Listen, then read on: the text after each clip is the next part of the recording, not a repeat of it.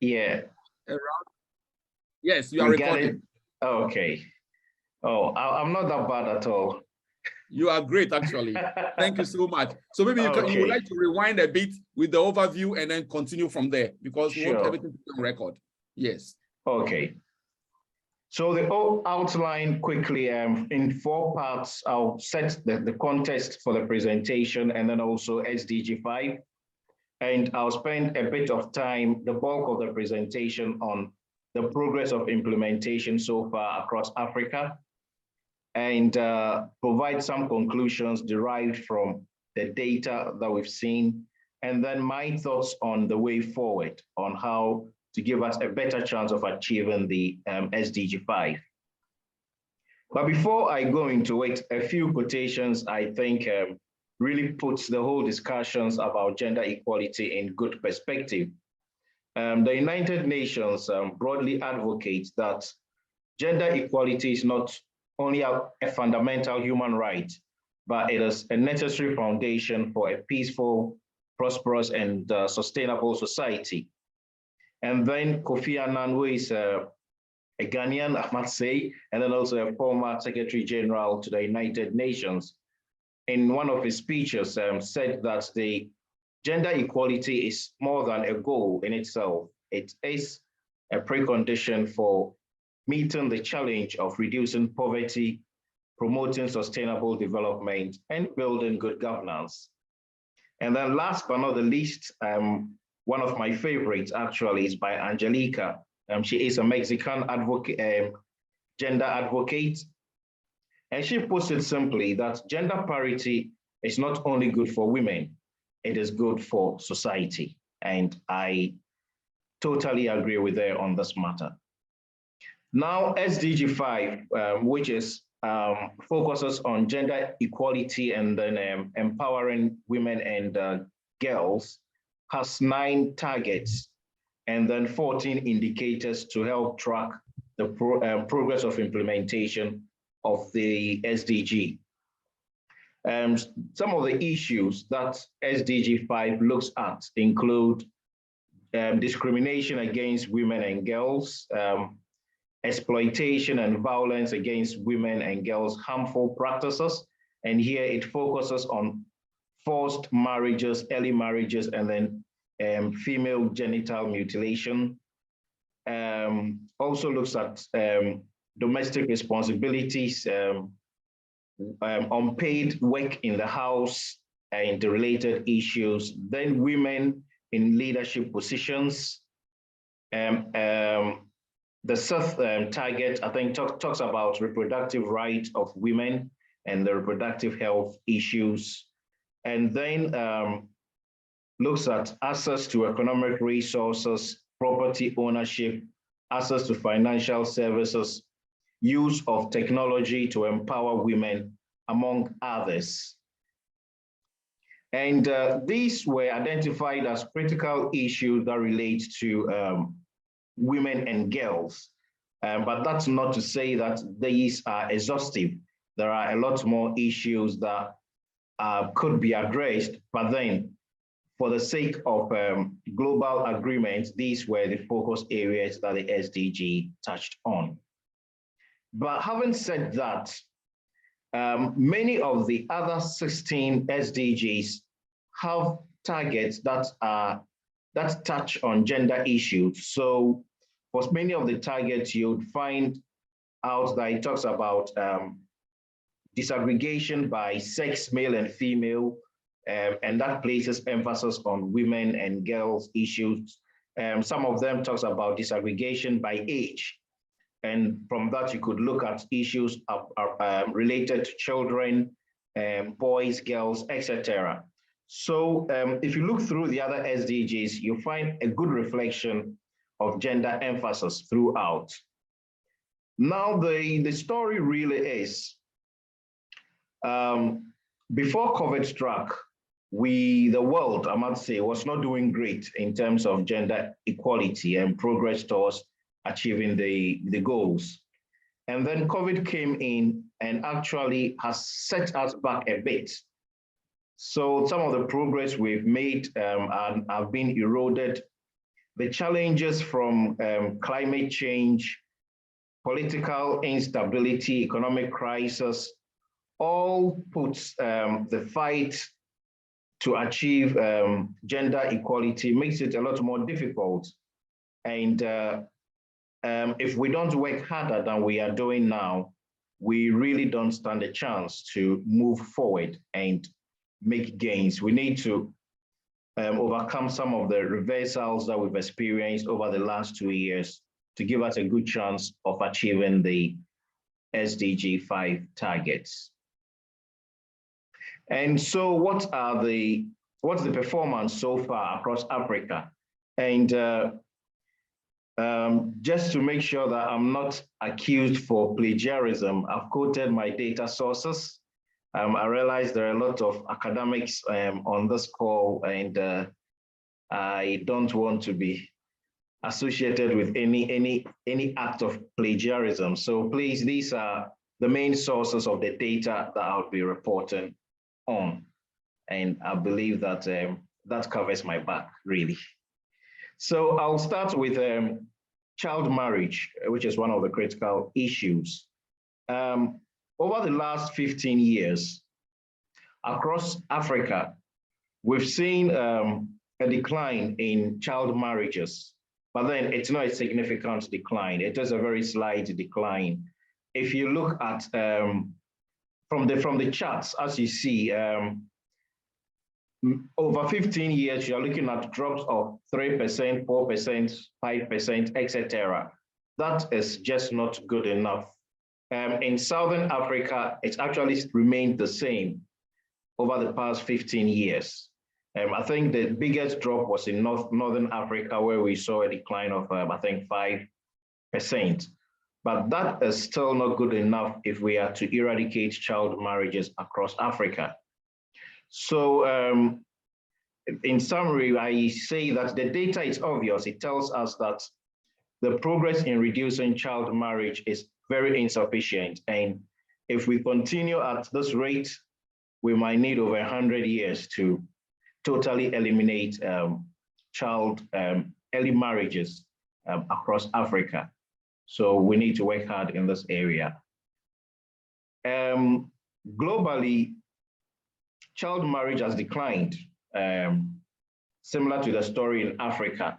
But then there is anecdotal evidence that with the onset of the COVID and the lockdown and the other ramifications thereof, we are likely to see a spike in child marriages. And there are some evidence even in Ghana with girls staying at home, not going to school, the risk of child marriages and early marriages goes up. And so we need to work hard on that. In Africa, there are 7 countries where child marriage is, sorry, I've gone ahead of myself, where we have the figures being very high. But in 4 of them, the data shows that there's been no decline. And these are Burkina Faso, Central African Republic, South Sudan, and others. So, like I said, it is slow. We are moving at a very slow rate, and we need to do something to really change the course, which means that we need to look at the strategies we are adopting to address child marriages. And then there's also been a significant reduction in the proportion of women and girls that are sexually and physically subjected to sexual and physical violence. But however, the rates are still high and they remain unacceptable. So although it's been improving, it's still not good enough. We should do a lot more and eliminate it completely across Africa and in all our countries. Now I'll talk about female genital mutilation, and the chart you see here is our beloved African continent, and the shading shows the prevalence of female genital mutilation across the continent with the percentages in there. The darker the color, the higher the prevalence. And I won't go into it country by country, but it tells a story. It is pretty high in some parts of Africa, and then what I'd really want to highlight on this chart is that many of the areas, there's actually no data. For many of the countries, we have no data on female genital mutilation. So we have no clue what is happening there. So the average based on the data available may not be telling the true story, because we still have a lot of countries for which we have no data, and so we can't tell what is happening.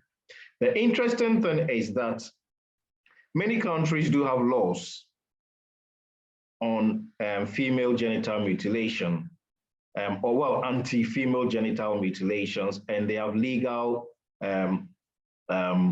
processes for this. However, the rate of enforcement of these laws remains pretty low, and probably that is why it is still fairly high in some countries, probably many countries, I should say. The next I want to talk about is on the proportion of women in managerial positions. And I'm comparing the story in sub-Saharan Africa to the rest of the world. It is the sub-Saharan Africa average is slightly higher than the world average, but that is no reason why we should be patting ourselves on the back. We are not doing well. It is just because some regions of the world have very low rates of women in managerial positions. And so that skews the global average. But with less than 30% of women occupying managerial positions, it's still not good enough, bearing in mind that women make up more than 50% of the population across Africa. And so if we go in by simple proportion, then there should be more women occupying managerial positions than men. But that is not the story. And it has been improving over the years, but again, the pace of progress is not encouraging. It's not encouraging, and a lot more needs to be done. Especially in parliament, in local authority, in businesses and boardrooms, we need to get a lot of women in there.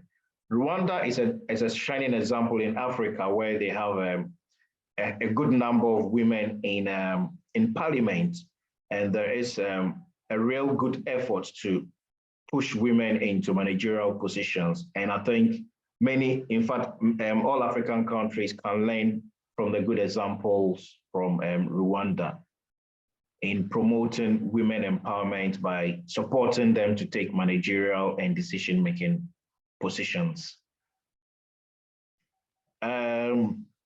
Moving from there, I'd want to talk about access to, the ability or women having the freedom to make decisions relating to their sexual health, sexual relations, use of contraceptive, and others. The data shows us that about 90% of women are able to or do take decisions on the use of contraceptives. But then when you look at all three, those who are able to say no to sex or take decisions on their women's health care, you realize that it's just 47% of women that are able to take decisions on all these three important components of women's health and reproductive rights issues, which is still not good enough. Our women should be able to have control over the decisions they make as it relates to their own bodies and the use of contraceptive, when to have sex and not to have sex, etc., etc. So a lot more work needs to be done in this area. And again, there are pockets of evidence across many African countries that the incidence of the COVID pandemic didn't help in this matter.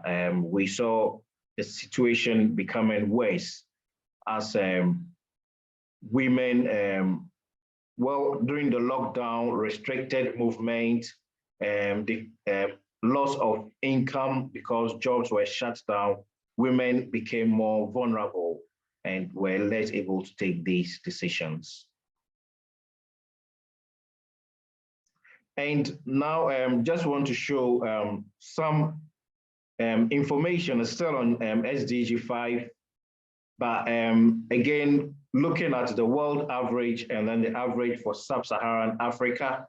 And now we are not talking numbers, but we are looking at the status where we are from the target, whether we are close to the target, we are far from the target, because that also helps, gives a sense of how we are progressing.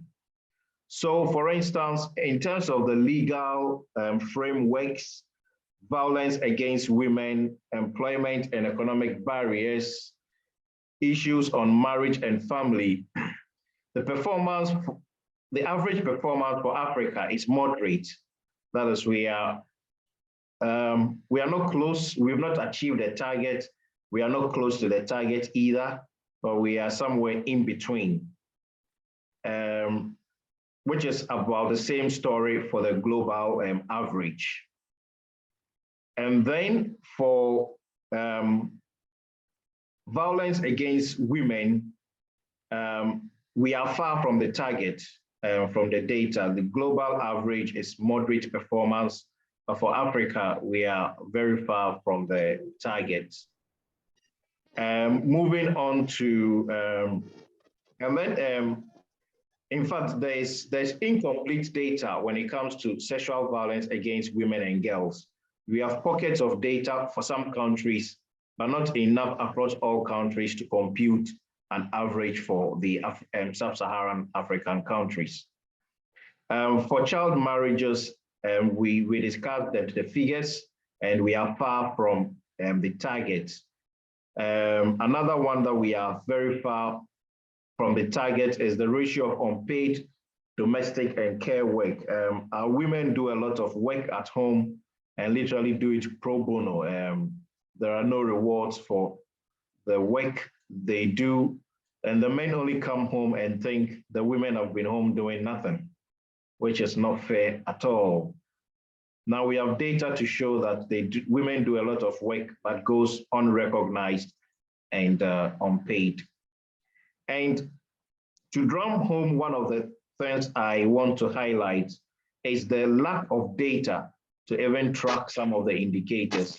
So if you look at all these indicators here, we don't have a clue where we are because we don't have ample data to track progress across sub-Saharan Africa. And the last one, which is countries that have systems to track gender equality, we are very far, which means that very few countries in sub-Saharan Africa do have good systems to track gender equality.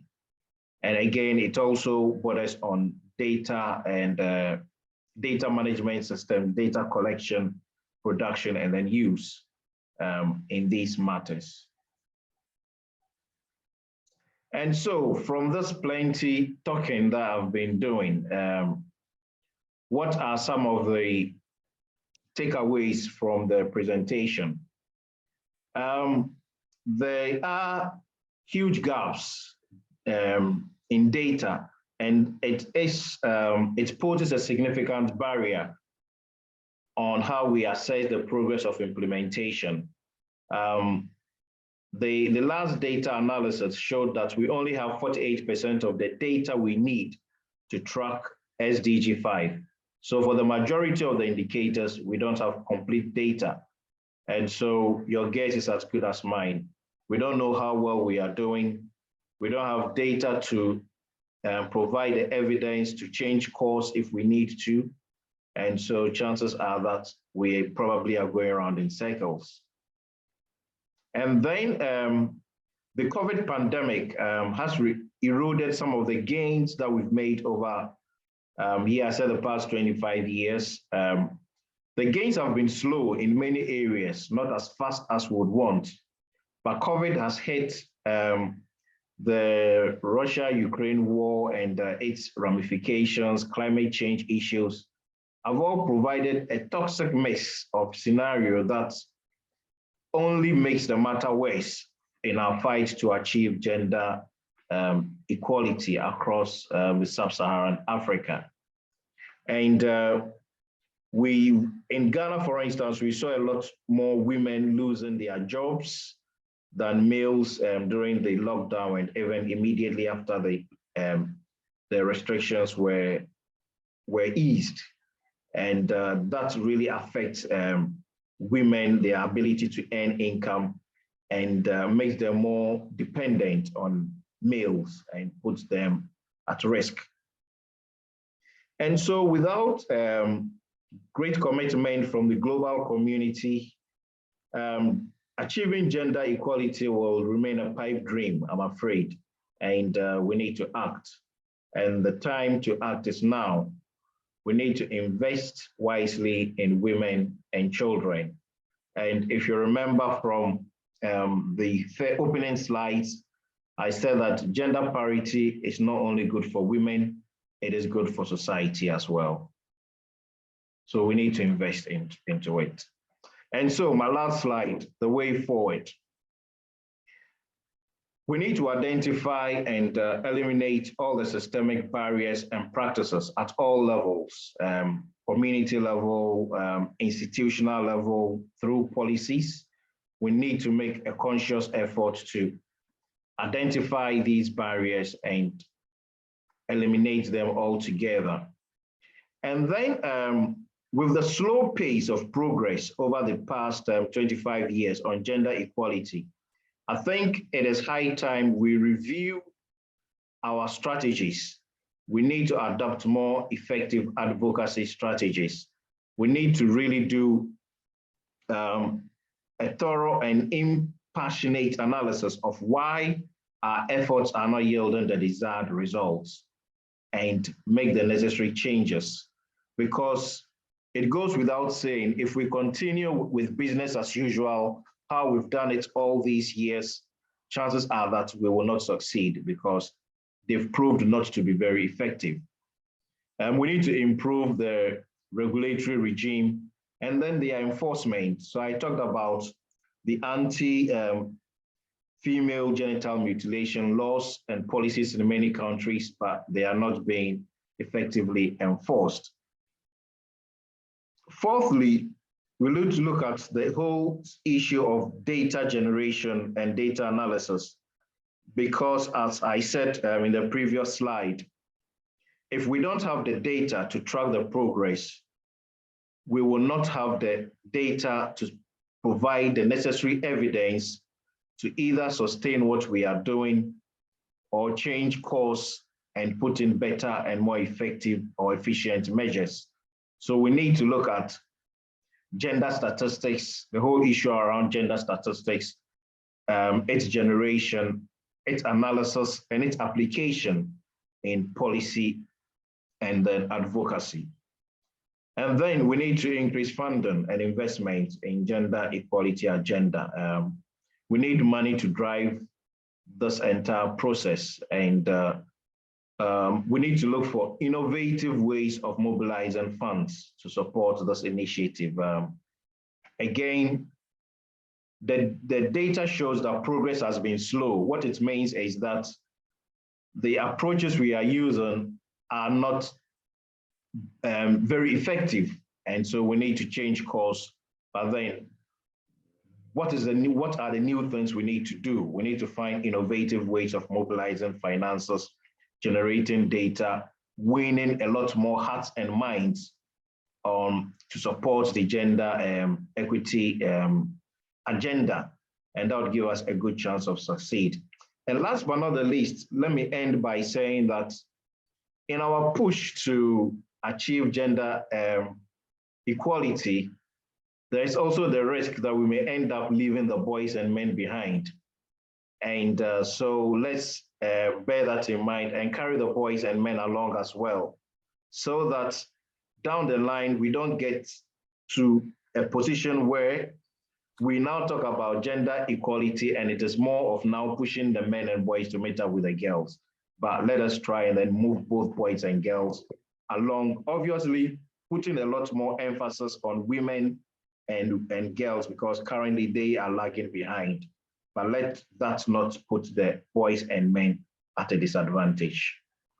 So on this note, I would say a big thank you to all, and I hope you found the presentation useful and informative. If you have any questions, I know Dr. Erica Dai is ready to answer all your questions. Thank you very much, and God bless. Thank you very much for a very thought-provoking, very thorough presentation. I like the fact that you didn't just speculate, you didn't just engage in speculation, but you based your points on empirical data about how we are doing or how well we are not doing across sub-Saharan Africa. Thank you so much, Dr. Felix Adoyobo, for such a useful, very nourishing and uplifting presentation. I use uplifting advisedly because there's some cause for worry in some of the data that we saw. But I want to thank you all the same for a great job done. And now I want to open the floor for the next 20 minutes for questions and answers. I know you did a great job presenting many things, but I'm sure there are some questions, comments, and suggestions on the minds of the participants on this call. So we want to open the floor right now for questions. If you have a question, just type it in the chat, or raise your virtual hand, and I'm going to acknowledge you and give you the floor to ask your question. But I have a couple of questions, Dr. Felix, as we wait for questions from the participants. How serious do you think we are across sub-Saharan Africa in pursuing the goals of this SDG number 5 on gender equality? I'm asking this question because something as basic as the data that we need, the up-to-date, complete, comprehensive data that we need, is not even being generated. I think I picked from your presentation that we are only covering about 48%, less than half of the data that we need to know exactly and track aspects of SDG 5 progress across sub-Saharan Africa. Why do you think that is the case? Why haven't we taken SDG 5 so seriously, even as to put in place measures to gather the relevant data that we need to make informed decisions, Doc?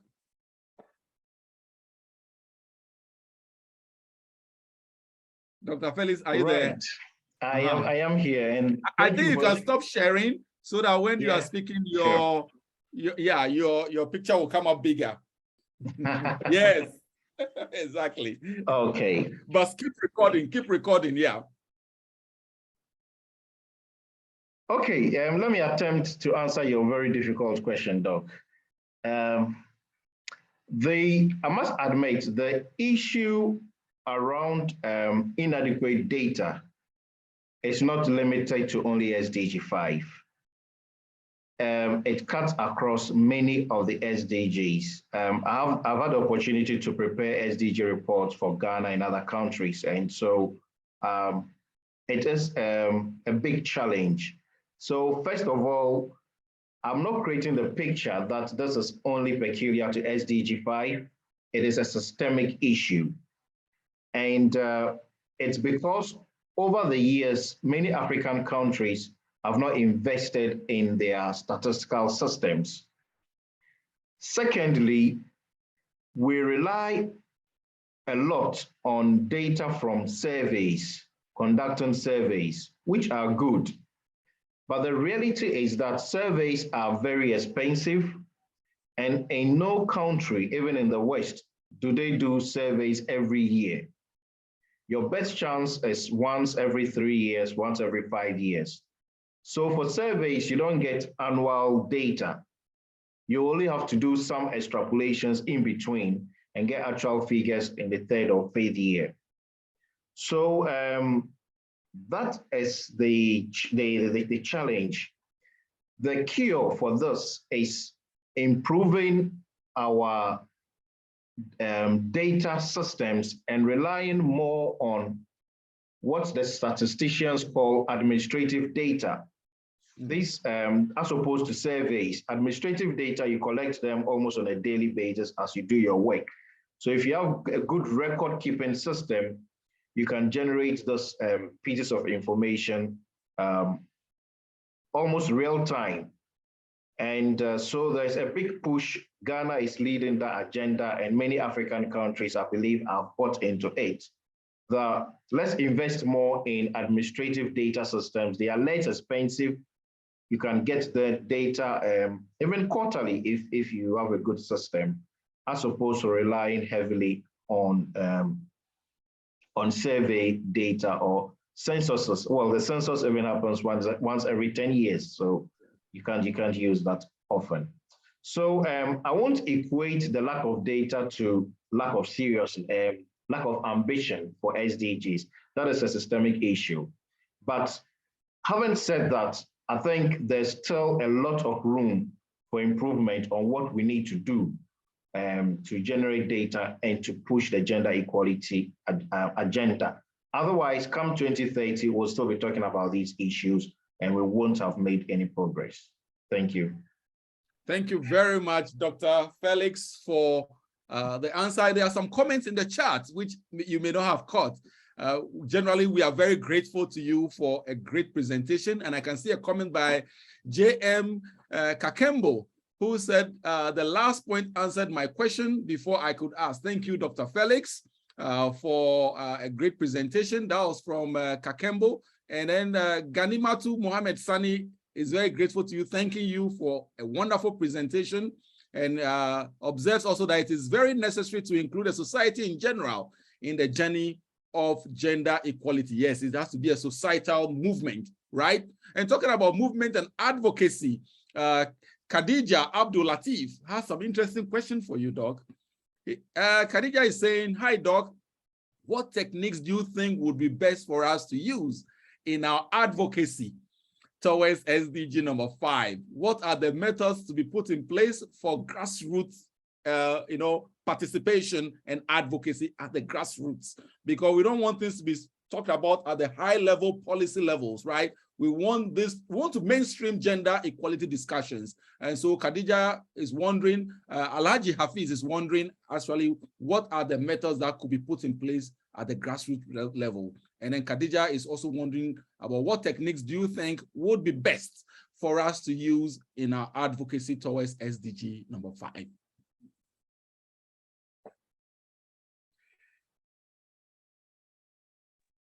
Thank you, Doc.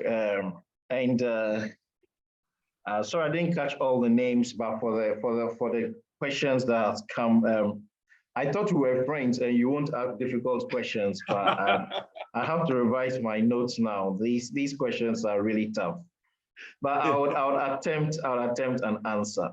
And probably with the last one, what are the best techniques? I'm afraid I won't prescribe techniques because the techniques must be context specific. You must look at where you are, the scenario, what the systemic barriers are, and what appropriate techniques will work in that area. It is not, I don't believe it is a one-size-fits-all approach. So we must be sensitive to the context. And in saying that, in many of our African societies, especially at the grassroots level, cultural issues come in very, very, very strongly. Traditional systems do come in strongly. And so the techniques and practices must take into consideration some of these existing contexts to succeed. But having said that, I think from my personal experience in this issue, I think probably what has not helped, and I may be wrong, but this is my own personal experience. It's some of the approaches which is, should I say, overly aggressive approach, which pits or it pitches men against women in the fight, in the quest to achieve gender equality. So it becomes us against them. And then that brings in a lot of resistance. And so certainly you hit a brick wall and you cannot move. We should rather build bridges and push this agenda together with men supporting and women not seeing men as the enemies and those working against them. But we should be collaborating and work together as opposed to saying that this is all the work of the men and the men are the bad ones and not helping the women. I think it becomes too abrasive and counterproductive. And so I, for instance, I was happy when this, I think it's he for she movement started on the gender equality thing, trying to bring it on board a lot of male advocates to push the agenda as opposed to women going it alone. I think that has not helped the cause. Thank you very much.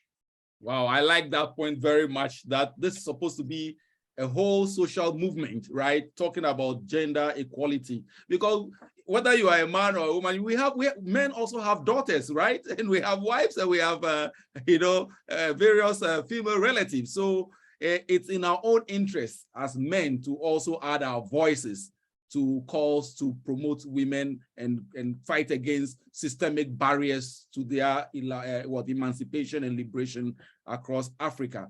Dr. Felix, it appears that your very last slide was very impactful. Reading from the chat, various people who are very appreciative of the points you have on the last slide. If you've forgotten, let me just recap where you address the way forward and talking about the need for us to eliminate systemic barriers and practices at all levels. You also made a point that we must adopt more effective advocacy strategies. And now you've shed more light on that perspective, on the need for it to be across board, right? And in doing so, let's not forget to also carry the boys and the men along. You also made a point on that slide, the need for us to improve regulatory regimes and their enforcement. Yes, across Africa, we have the best laws for practically everything, but the problem seems to be enforcement. So that's one thing we need to address, and I'm glad you included that in your last slide.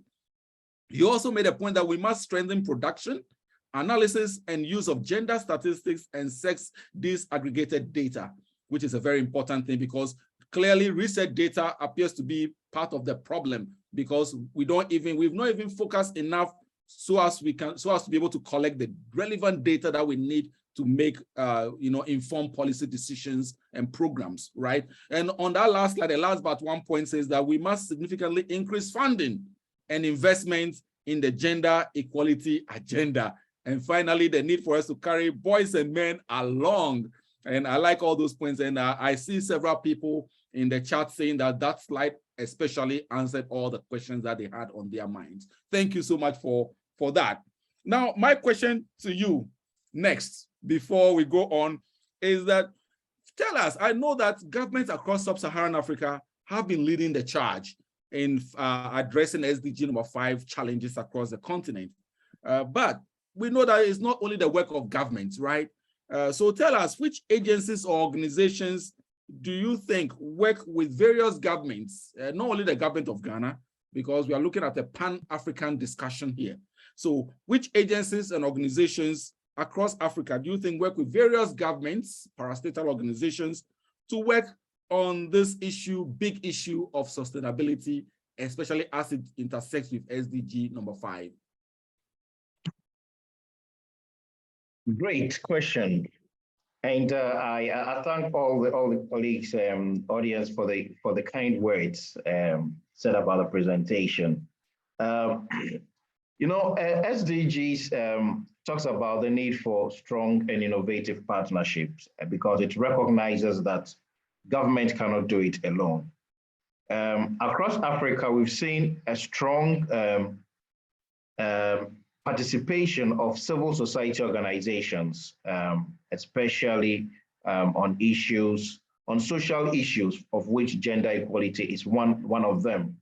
So the civil society organizations have been very strong, and there are some good practices of civil society organizations now working in partnership with government, as opposed to the past where civil society organizations were always antagonizing government. So civil society and government never saw eye to eye, and although they may believe in the same thing, they never worked together to achieve the desired results, working across purposes. But now we are seeing a departure from that, where civil society is working closely hand in hand with government to address some of these issues. Private sector also has an important role to play, especially as they relate to work and decent work opportunities, because the bulk of Africans work in the private sector, be it formal or informal. They engage in the private sector. And so issues about wages, about working conditions that should support women needs to be enforced. We're talking about women in decision-making positions. It's not only in government, but even in businesses, in the boardrooms, the boardrooms of the private businesses. We need to encourage them to support women, to give them the necessary support for them to rise up and take up such roles. So that is the unique role that the private sector can and needs to play. And then also, because of our socio-cultural setting in Africa, faith-based organizations have a super role to play. It's very, very major role. In the same way, our traditional authorities, they need to work on dismantling some of the not so helpful traditional practices, cultural practices. And then also the faith-based organizations need to educate their followers. They have massive following, need to educate them and encourage them to do the right things and to push the gender equality agenda. So we all have a role to play. And I won't leave out academia, Doc. You and your people need to also come up with new knowledge, new information, evidence-driven on how well we are doing and things that needs to change to make us more effective in the fight against gender inequality. Thank you. Wow. Thank you, Doc. We have several hands up. But before I call on Kisenyi, Jonathan, Kelly, and Alex Kojo, I have a quick follow-up question for you. Sometimes we are engaged in certain cultural, traditional practices that work against the interests of women and girls and children, but we may not be aware of those toxic effects of those practices. Can you just remind us, just so we know, what are some of these, traditional cultural practices that militate against the interests of women, that oppress and suppress women and girls across Africa? I know you spoke about female genital mutilation, early marriages of girls. We marry our girls away very early, mostly against their will. What are some of the other traditional practices that we are engaged in, the traditional barriers to gender equality? If you can just quickly about 2-3 of them for us. Yeah, I'll start from the home, things that we do in the home. So how are roles assigned? In the traditional home, women, the girls would always be with their mothers in the kitchen doing the scrubbing, doing the washing, whilst the boys may be outside playing football and not doing much. So right from the home, those sort of discrimination takes place in the name of defined roles for boys and defined roles for girls. I think that creates the foundation of boys seeing themselves as maybe different or special compared to girls, or girls seeing themselves as the workhorses for the boys. So some of that, I think, is something that fundamentally needs to change. We should be able to encourage boys. It's good for boys to learn how to cook. They need to know how to wash. So these changes should start happening in the household level, and that disrupts some of the mindsets that we acquire at a very tender age, and we think it is gospel, that is how society wants it, and then we stick to it. That for me will be number one. Number two would be, well, strongly tied to some of our cultural practices. We talked about a few that seems to place lower status or emphasis on the woman or girl as opposed to the boy.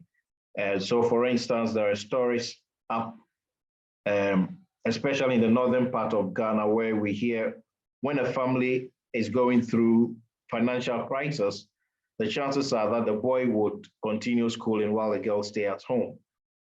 I mean, that is just not right, but that became accepted, the norm. And we didn't see anything wrong with it.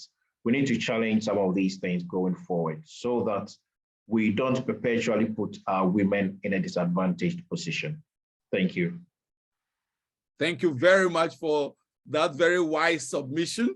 And I'm just reading the charts again.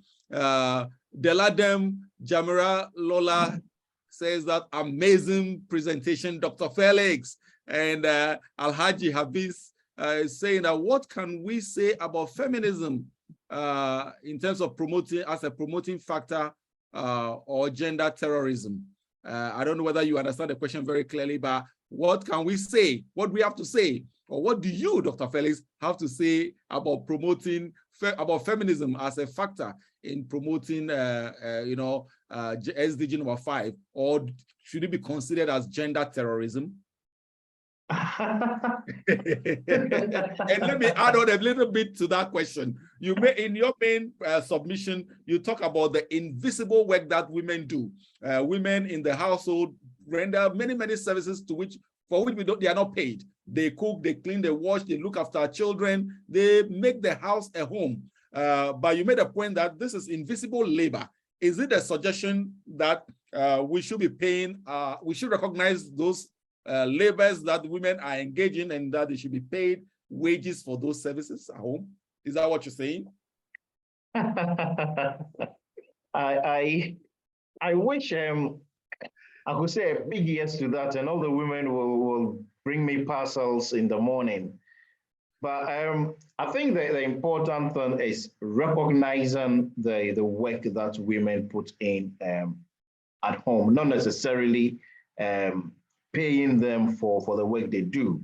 But if we recognize and appreciate the work that the women do at home, then the men would also rise up to the occasion and do some work to support the women so that the workload on our women is lessened and they would have time to do other productive things which will inure to self-development as opposed to spending all the time doing these house chores that provides little or no return. So it's not so much about the economic returns or paying salaries or wages to our wives and mothers, but then recognizing what they do, appreciating it, and then providing them with the necessary support so that they can have some time to self-develop in other areas.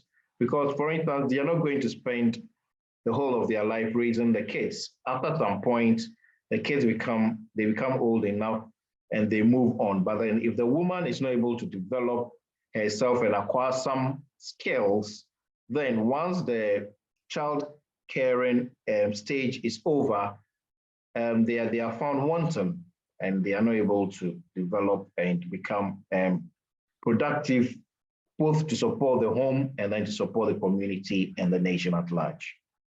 Yeah, we have about 4 minutes to go. I think in answering that question, you addressed my final addendum to it, but leaving out Alhaji Hafiz's question.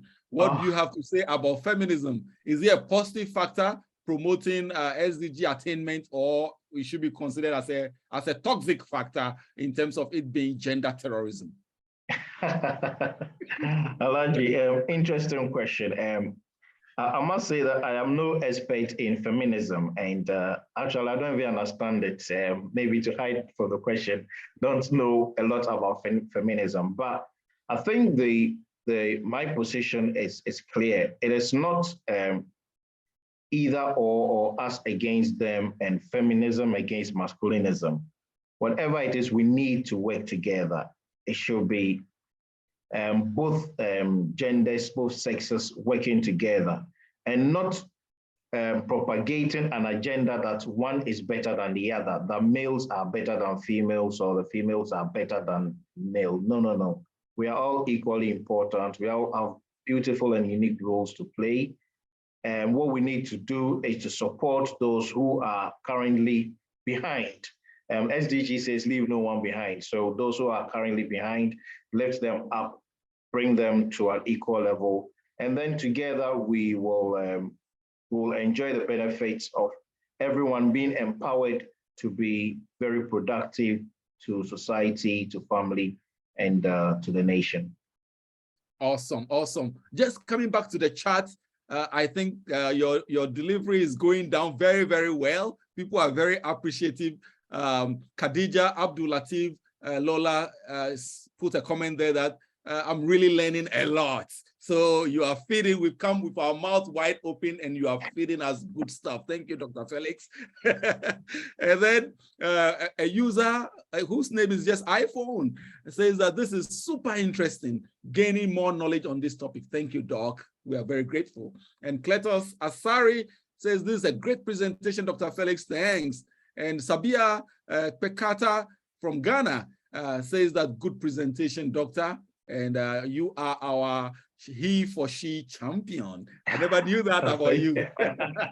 Now, I think Kisenyi Jonathan Kelly's hand must be tired, although he's lifted his virtual hand. It's been up for about 30 minutes now. Let me give you the floor, Kisenyi, for you to ask your question or make your comment or suggestion.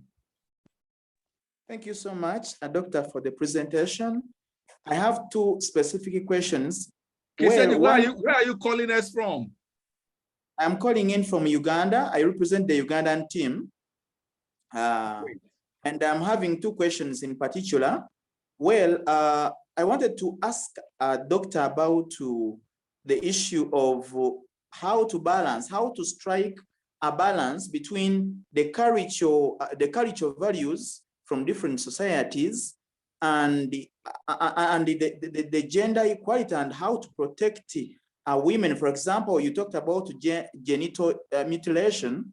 Here in Uganda, it is done in areas like in Sebei, and those are really values of some cultures, and really some cultural values are very important and so dear to some people. But how can we really tackle that issue without really, stumbling some cultural values and traditions which seem to be so dear to some societies? How can we really strike a balance between what we are really advocating for and then with the cultural values? Second question is how are we to handle the issue of the transgender?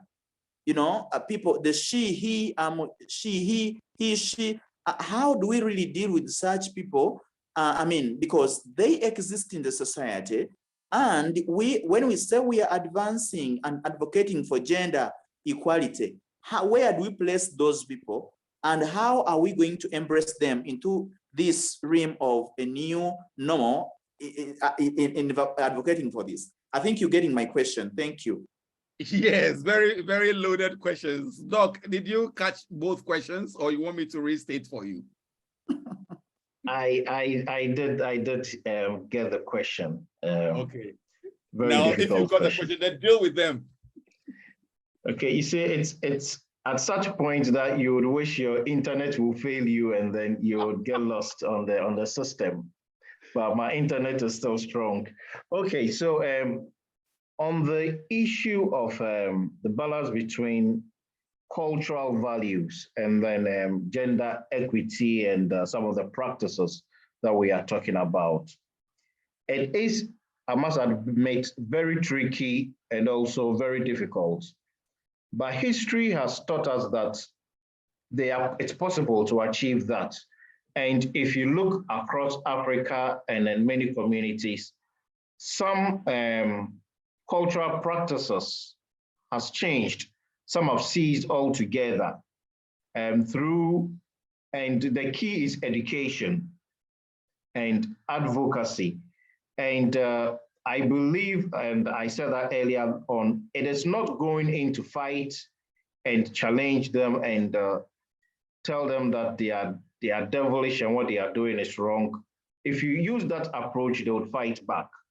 But it is about winning hearts and minds, engaging in discussions, and getting champions to lead this and to create a change of mind in the community. Then some of these harmful cultural practices can be dealt with. It's happened in many parts of Africa. In Ghana specifically, I can make reference to, I believe some harmful cultural practices in Uganda no longer persist. And so we know that it is possible. We just have to be tactful about it and continue to explore effective ways. Like I said, there is no magic wand or one size fits all approach. It must be very context specific, but always let us not use an aggressive and a condemning approach to against the other party. Otherwise, by human nature, naturally, they become defensive, and by so doing, all our efforts will be hitting a brick wall and we won't be making progress. And the issue of transgender. LGBTQ and yes, how LGBTQ, gender equality. Yes, and gender inequality. You see, the tricky thing here is that discussions around gender equality started with male-female, realizing that the females are being discriminated against, not up there, so need to be supported to come up to the level of the male. So the underlying factor in all this is fighting discrimination, and then also empowering women and girls. So if you look at the SDG 5, that is what it talks about. So if you remove the women and girls from there, it is just empowering people and then also bringing about equality, avoiding or preventing discrimination. So I think along the same lines, if we bring in the whole gamut of categories or groupings along the gender spectrum as we now have it, now it's not just binary male, female, but a whole lot along the spectrum, then it's about empowering them to be the best they can, and then also not discriminating against them. That will be my simple answer to this question. Thank you very much. Our time is up. Actually, we've gone about 3 minutes beyond the time, but this is a very big elephant that we are trying to deal with here. There are so many issues. I think we should do a part 2 to this, but before we even come to agree on that, I see a couple of hands still up. I'll just crave your indulgence to allow us, permit us to do about another 10 more minutes so we can be satisfied. Since we've got you, Dr. Felix, with your kind permission, can we do about 10 more minutes? I have some questions I want to discuss, and then I see some hands up also from participants. With your permission, can we do that, please? Yeah, we can do that, but let me also say that let's encourage participants to also share their ideas and perspectives. I don't know it all at all. I don't know it all. I'm also learning. So I'm also keen and eager to learn from your perspectives on some of these issues. So please also talk somewhere. Okay. Thank you for that tip. But we have Cletus Asari, whose hand has been up for quite some time. Cletus, you have the floor. Thank you very much. Thank you so much. I'd like to share a perspective, not to ask a question. Great. I think that while there's no one size fits all, solution to this, there's an underlying cultural practice that a number of publications will mention, which is the culture of male dominance and female subordination. Now, this cuts across everywhere. You know, almost every paper you see has this. And so while there's no one size fits all, I believe that if we are able to address the issue of male dominance and female subordination, this culture, it cuts across all the 9 targets that you mentioned from the beginning. You know, it's able to address each of them. I think I'll just leave this one here. And then now the question of the transgender and the LGBTQ and what to do about it and maybe his concern is probably how to discourage it. Now, I like to see this from a health point of view. If you take the current HIV World AIDS record, the World AIDS report, look at the one for 2019, 2018, 2020, you realize that people the transgender people, men who have sex with men, and the other LGBT, the other people along that spectrum, there are many more times. How do I put this? They are at much higher risk of acquiring such diseases, sexually transmitted infections.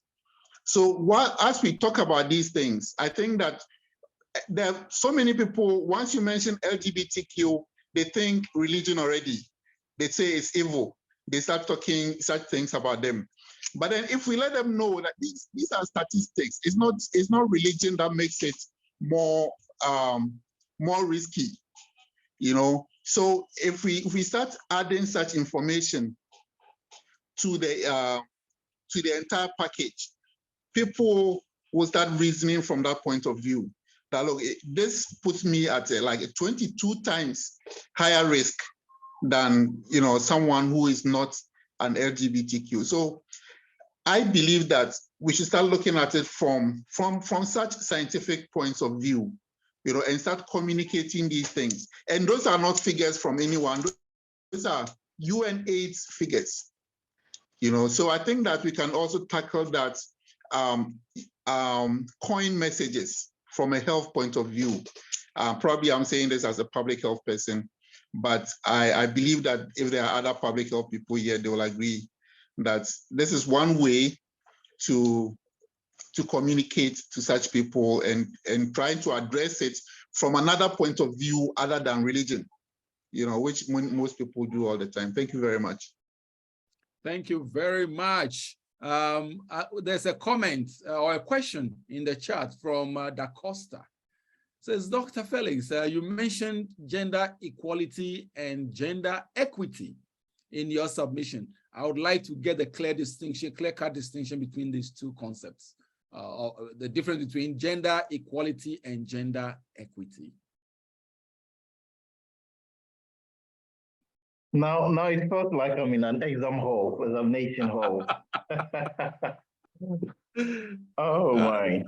Okay, simply put, gender equality relates to treating male and female or everyone equally, not discriminating based, that is the rights and responsibilities and opportunities available are not based on one sex. So it doesn't, so therefore, if you're a male, you don't have a higher opportunity compared to a female.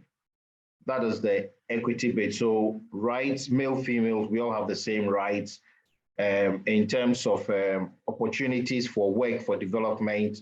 It is equal opportunity for all. Now, equity is about treatment of male, female based on their needs. So we all have different needs. For instance, an example I tend to use is that men are generally stronger than women.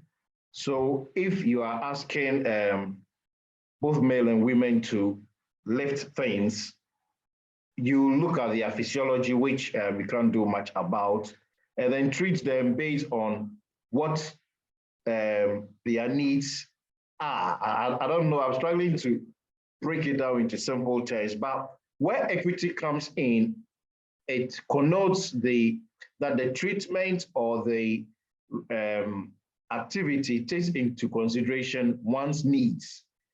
So if you need a lot more money, you get a lot more money. If you are poor, it's just like maybe let me say equated to needs-based assessment for scholarships. If those who are relatively better off would get less scholarship so that they can be able to access education, those who are very poor get a lot more so that they can also they can also get scholarship. So in that case, you've treated them based on equity. You did not give all of them, say, a $10,000 scholarship. The one that needed more money got more money to be able to access education. The one that needed less money got what they need to access education. So at the end of the day, the equity treatment puts them on the same level to achieve education, taking into consideration their relative needs. I don't know if I've made sense, but I think you've made sense. I dropped an image. I'm not able to share my screen now, Dr. Felix, but I dropped an image in the chat to help us understand. So maybe you can open it and share on your screen, and maybe I can speak to that also to help shed some light on the distinction between equality and equity. But I think you address it very, very nicely and you put it down very well. Okay.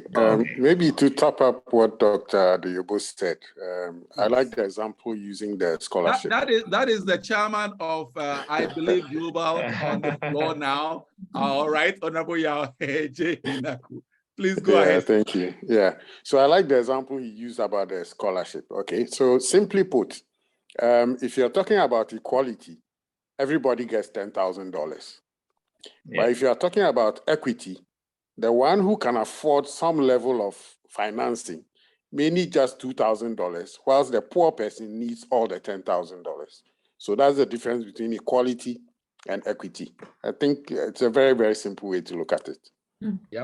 Yep. Thank you very much. I think time is fast spent, and there's an issue I'd like for us to just reflect on us, even as we close this very fascinating discussion. The fact that it's important for corporations, if you're a business leader, to make sure that you create an environment within your organization where both genders, men as well as women, have an equal chance. Right now, the situation we see in corporations across Africa is that at the very top, at the C-suite, the CEO level, chief finance officer level, chief marketing officer level, on the boards of organizations, men dominate. But we also know that there are some positive outcomes that happen when we have gender diversity, even in boardrooms and in the upper echelons of organizations. So let's do well to try and create opportunities for both men and women to climb up and to stay on top and make decisions where they matter.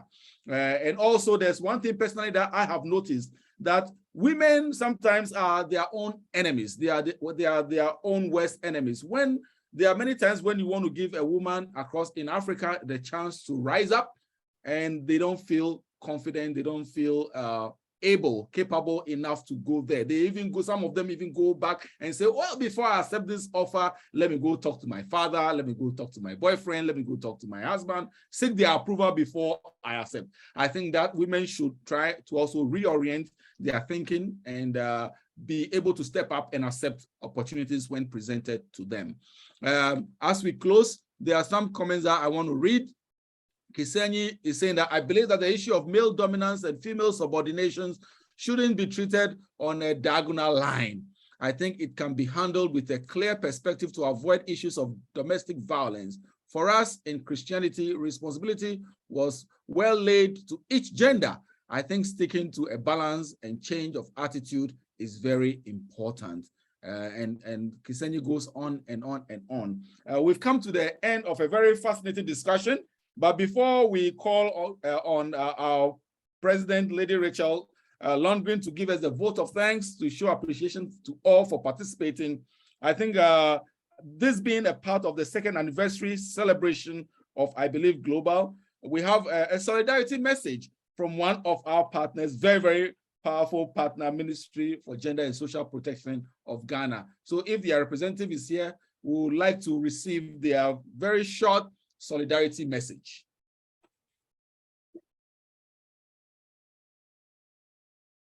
Hello. Hi, we can hear you. Hello. Sabia. Can you hear me? Very loud and clear. Please go ahead. Great. Good evening, everybody. Yes, the first place I bring you greetings from the Department of Gender and from our director.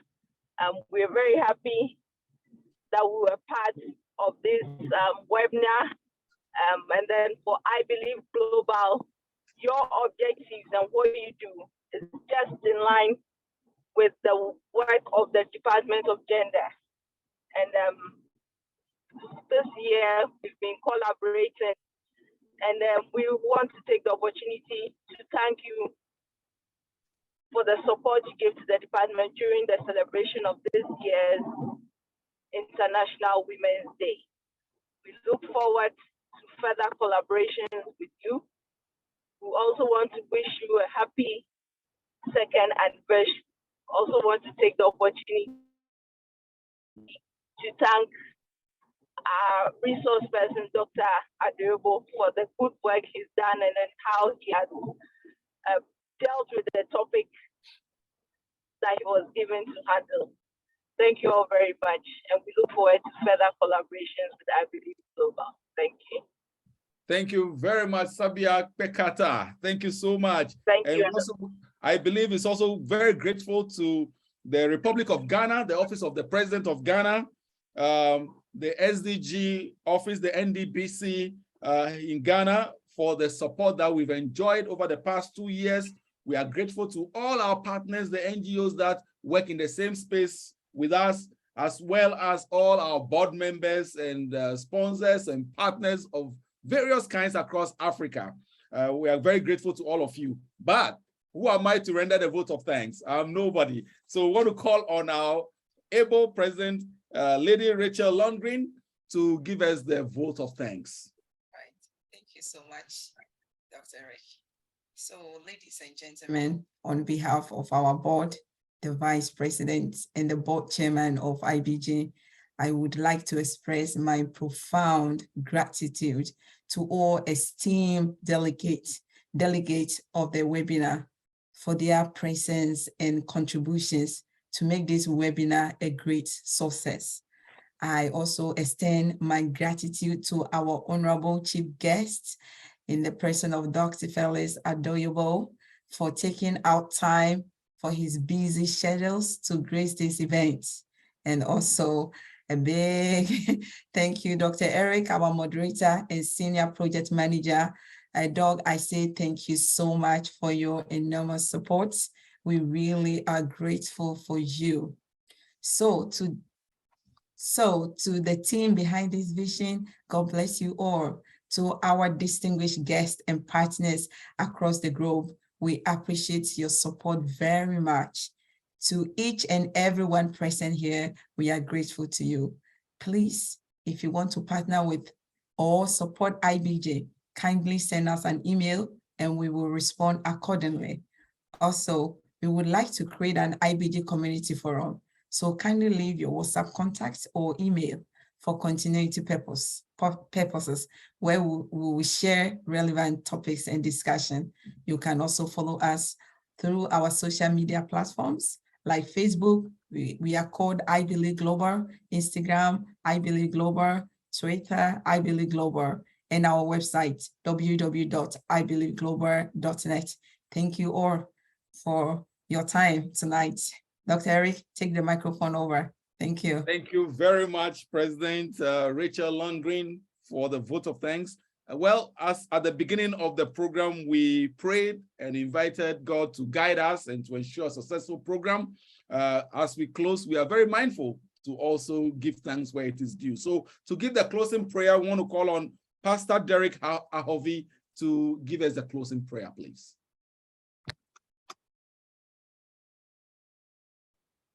Is Pastor Derek online? Okay, I don't think Pastor Derek is online, so we'll call on any volunteer. Yeah, we have Reverend Anderson here. Reverend Anderson, okay. Yes, his partner. He's, I believe, global partner, so yeah. Reverend Anderson, if you are here, kindly do us the honors and give us a closing prayer, please. Yeah, thank you, sir. Please let's say a prayer then. Our dear Lord, we thank you for a successful program. We are grateful unto you for all that you have done. Thank you for what you are doing in the lives of all the hearers and even those who are going to carry it into homes and offices and communities and all places. We know that you are doing great things as a seed in the heart of people and to turn away situations that have been going wrong for a very long time. We are so grateful. We commit the speakers and participants into your hands. We ask the Lord, even as we forge on going further, we pray for more detailed grace, more detailed power, more knowledge, more understanding, more favor and grace to do more to affect many lives. We ask you bless the speaker, you bless the team, you bless every person that's supporting behind, before, now, and after. We ask that your grace are increased upon all of us. Let more grace come for more ideas, more impartation, more sponsorship, and more blessing. We thank you. In Jesus' mighty name we pray. Amen. Amen, amen, amen. Thank you very much, Reverend Anderson. Thank you, Dr. Felix Adoyobo. Thank you, Board Chair. Thank you, Lady President. Thank you, everyone, for coming. Look out for our next blockbuster webinar in our Driving Change Speaker Series to be announced. Follow us on social media, and the next big thing will be around the corner. Thank you, and God bless all of you. My name is Eric Kadai, and I'm grateful for the opportunity to moderate this program. God bless you all. Thank you. Thank you. Hello, everyone. Bye. Bye-bye. Hello, bye. Good night. Good night. Bye, good night.